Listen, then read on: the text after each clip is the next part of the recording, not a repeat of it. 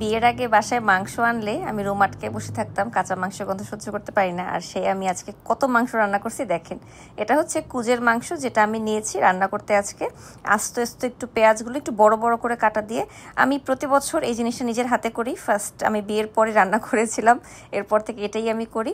কিছুই না, মানে কুজের মাংসটা এমনিতেই জিনিসটা এত মজা যে আপনি যে কোনোভাবে মশলা দিয়ে মাখিয়ে যদি বসায় দেন সব হয়ে যাবে। জিরা বাটা, আদা বাটা একটু কম, রসুন বাটা একটু বেশি, পেঁয়াজ বাটা অল্প, বেশি পেঁয়াজ বাটা দিলে মিষ্টি হয়ে যায়।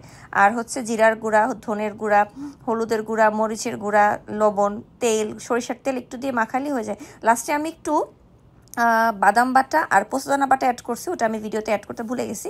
বাট এভাবে করে মাখায় বসায় দিলেই হয়ে যায়, আর কিচ্ছু লাগে না। কারণ এই জিনিসটা এমনিতেই অনেক মজা হয়। মানে সিরিয়াসলি আমি কখনো বিয়ের আগে রুম থেকে বের হতাম না যে আমি কাঁচা মাংস গন্ধ, রক্ত আমি সহ্য করতে পারি না। আমি সেই এখন কত মাংস রান্না করে ফেলি আলহামদুলিল্লাহ। বাট এটাই ভালো লাগে নিজের জন্য করতে। এমন না যে আমাকে কেউ বলতেছে এখন করতে, যে তোমাকে করতে হবে, it's not like that. But আমার ভালো লাগে করতে এখন সবার জন্য, যে এটা খেয়ে সীমান্ত মজা খাচ্ছে, ভালো লাগতেছে, ওর কাছে ও বলছে মজা হয়েছে। এই যে তৃপ্তিটা, যেটা আমি বুঝি এখন, যে আম্মুকে যতই বলে আম্মু রান্না করতে হবে, তোমার কষ্ট হচ্ছে, বাট আম্মু রান্না করবেই, কারণ হচ্ছে আম্মুর ভালো লাগে এই জিনিসটা সবাইকে খাওয়াতে। এই আর কি।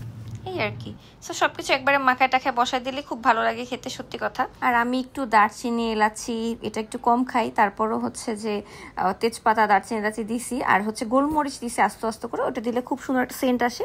ব্যাস এই তো মাখামাখি করে বসাই দিছি এখন। এরপর একা একাই হয়ে গেছে বলতে পারেন। তেলটা আমি খুবই অল্প দিছি, বেশি তেল দিইনি, কারণ এটা হচ্ছে চুলের মাংস, তো অটোমেটিক্যালি তেল উঠে মার্বেলিং থেকে মাংসর, তো ওই সময় এমনিতেই ভালো লাগে। আর লাস্টে একদম মানে বসানোর জন্য উপর দিয়ে কয়েকটা পেঁয়াজ আস্ত দিয়ে দিছি। এই হচ্ছে একদম মানে বসায় দেওয়ার পরে, এরপরে কিছুক্ষণ পর দেখেন একাই পানি উঠে গেছে, কি পরিমাণ দেখেন।